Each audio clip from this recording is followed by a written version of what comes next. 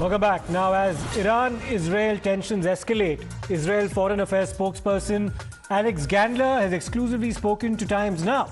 He's called Iran a malignant force and said that there'll be no ceasefire with Hamas.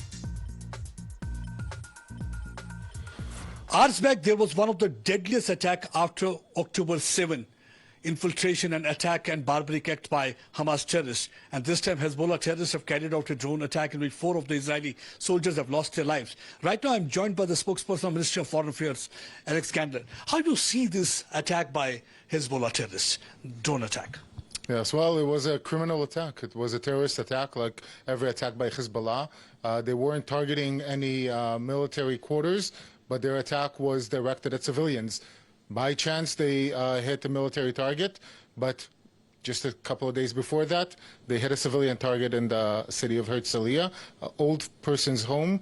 No one was hit, luckily, because Israeli citizens and civilians are trained in going into shelter, so we're lucky. This time, Hezbollah was lucky. This will not repeat, hopefully. Our air defense systems are well tuned in order to intercept any Hezbollah drones or rockets fired at Israel. Is this a matter of concern? Because for the first time we have seen that the aerial defense system has not worked. There was no siren, there was no warning signal. So has any investigation been conducted in this regard? And how big is this a concern for you?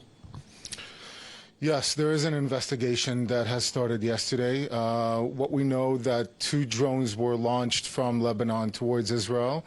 One was intercepted above the city of Haifa, and the second one slipped. Nothing is 100%. Not even the Iron Dome or David Shield or David Sling or the Arrow 3. Nothing is 100%. This is why our citizens and civilians are instructed to go into shelter every time we have a bomb siren. So we will try and see how we can manage this situation when we're daily attacked by drones from Hezbollah.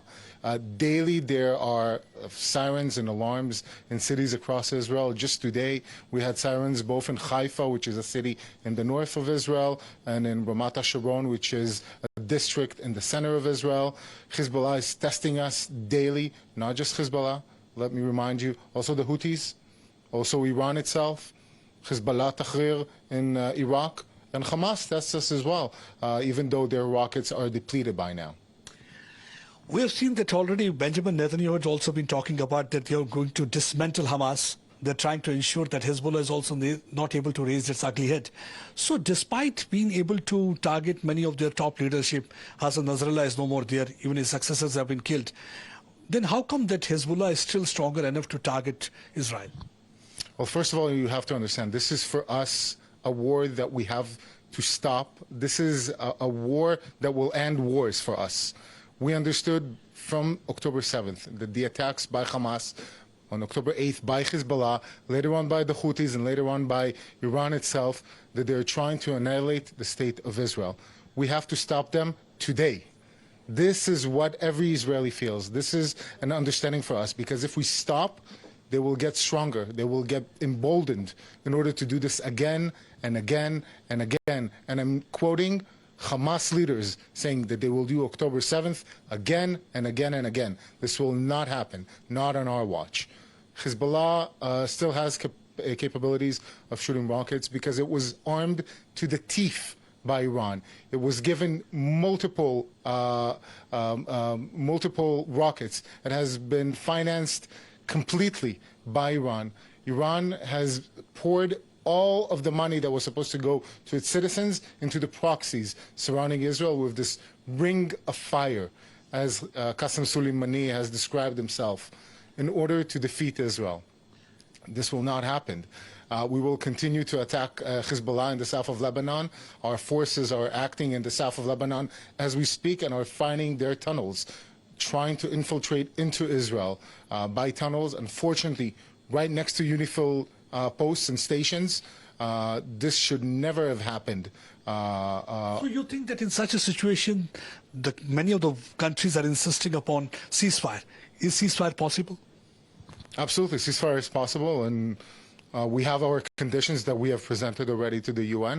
1701, Resolution 1701 from the United Nations Security Council, for instance, a resolution that happened after, or the resolution that stopped the war in 2006.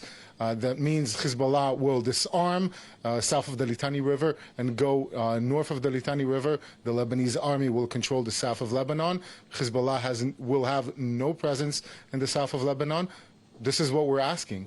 To be honest, we want Hezbollah to completely disarm and to leave Lebanon alone. Iran should not be in Lebanon. We're sure that the Lebanese people feel exactly the same as we do.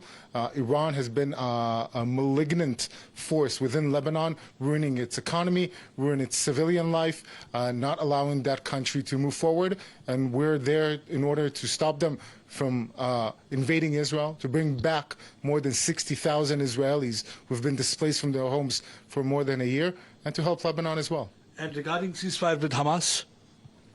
There will be no ceasefire with Hamas.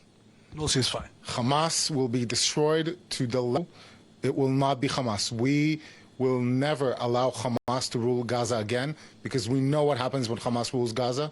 It builds infrastructure under civilian homes. It builds weapon storages in kitchen cabinets. It places civilians under risk, and it makes us fight them in a way we didn't want to fight.